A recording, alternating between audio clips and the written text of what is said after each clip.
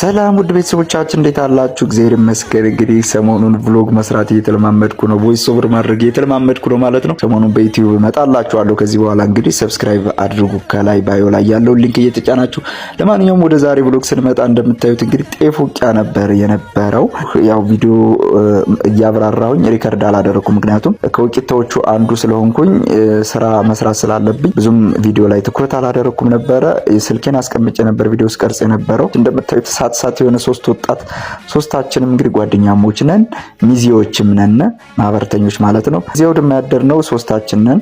በጧት ተነስተን እንግዲህ ፏፏ እያደረግነው ነው። አባታችን የዚህ ለሃዳ የሚጥለው አባት ነው፣ እንትኑ ጤፉ ማለት ነው። እሱ ደግሞ ቤት ነው ያደረው። አህያ ጧት ይዞ ሊመጣ መራርተን ጠበቅነው። ከዛ በኋላ አህዮቹን ይዘን መተን አከባብረን ጫንን። ሳራግብ ስሞዬን እንዴት አያችሁልኝ? መልካም ቀን ይሁንላችሁ። በድጋሚ ዩቲዩባችን ሰብስክራይብ ያደረጋችሁ እንዲሁም ይህን ቪዲዮ ላይክ ማድረጋችሁ እንዳዘነጉ። መልካም ቀን። ቻው። ለምን ትጨነቃላችሁ? ጌታ ሆይ መቼ ነው የምታሳካልኝ? መቼ ነው የራሴ ጎጆ የሚኖረኝ?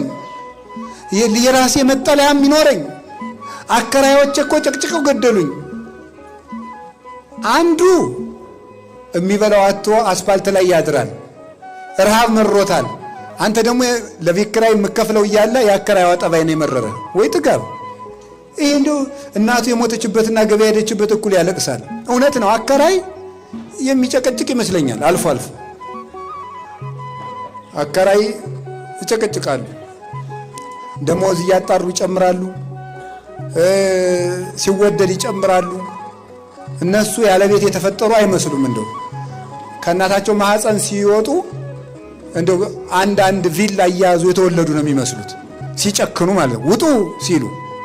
እናንተም ተው፣ በሕግ አምላክ ታረሙ፣ በመምህር አምላክ ቤት እግዚአብሔር ነው። ሰው ድሃ አታሰቃዩ። እውነቴን ነው። ተዛዝነን ዘመኑን እንለፈው። በወንድሙ የሚጨክን ለሱም ጨካኝ ሰው ይጥልበታል። ርህሩህ ሁኑ፣ ድሃ አትግፉ። ክርስቶስን ፍለጋ እዚህ እንደተሰበሰባችሁ አውቃለሁ። መቅደስ ውስጥ ቁጭ ብሎ የሚጠብቅ እንደ ንጉሥ ቁጭ ብሎ የሚጠብቅ አይደለም። አስፋልት ላይ ያለው ድሃ ክርስቶስ ነው። ጦም የሚያድረው ወንድማችን ክርስቶስ ነው። እኛ ሁለት አይነት ምግብ በልተን ሶስተኛው በመጉደሉ እያጉረመረምን ጥሬ አጥቶ የሚያድር ድሃ ጎረቤታችን አለ። ያ ክርስቶስ ነው። ታስታውሳላችሁ? እንግዳውኝ ብመጣ አልተቀበላችሁኝም፣ ተርቤ አላበላችሁኝም፣ ተጠምቼ አልጠጣችሁኝም አለ። መቼ ርቦ ሆነ ያላበላን ሲሉት ለባልንጀራችሁ ካላደረ